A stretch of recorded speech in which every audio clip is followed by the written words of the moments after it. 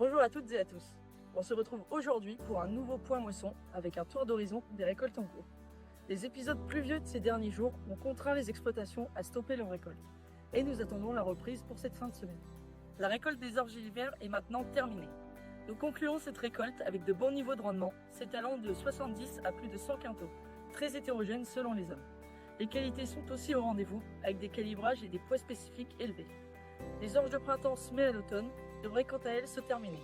Les rendements ressortent élevés avec des calibrages proches de 98. Côté protéines, les résultats sont moins satisfaisants, aux alentours de 9,5. Les orges de printemps semis de printemps présentent des résultats un peu en retrait par rapport à celles semées d'automne. À ce jour, environ 30% des surfaces ont été récoltées sur le territoire de la coopérative. Les rendements sont globalement inférieurs à ceux des orges de printemps semées à l'automne, mais les qualités restent au rendez-vous, avec de bons calibrages et des poids spécifiques satisfaisants. Passons maintenant au colza. À ce jour, 80% des surfaces de la coopérative sont récoltées. Les rendements sont en légère baisse avec une moyenne autour de 38 quintaux, marquée par une forte variabilité selon les zones et les types de sols. La récolte des pois touche elle aussi à sa fin. Les pois d'hiver affichent de bons rendements, autour de 50 quintaux par hectare.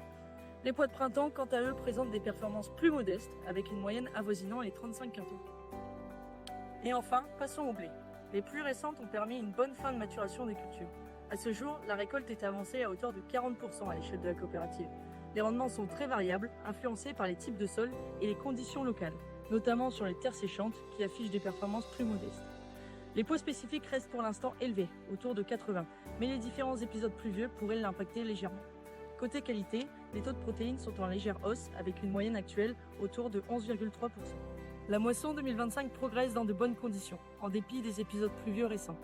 La tendance sur les blés se confirme avec de bons rendements et une qualité globalement satisfaisante, bien que marquée par une forte hétérogénéité selon les secteurs. Les orges affichent de très bons niveaux, en particulier celles semées à l'automne qui ont pleinement exprimé leur potentiel. Les pois présentent des résultats corrects sans surprise majeure. Et enfin, le colza reste la culture la plus décevante de la campagne, en décalage avec les potentiels visuels estimés au printemps. La moisson devrait battre son plein dans les jours à venir, jusqu'aux prochains épisodes pluvieux annoncés la semaine prochaine.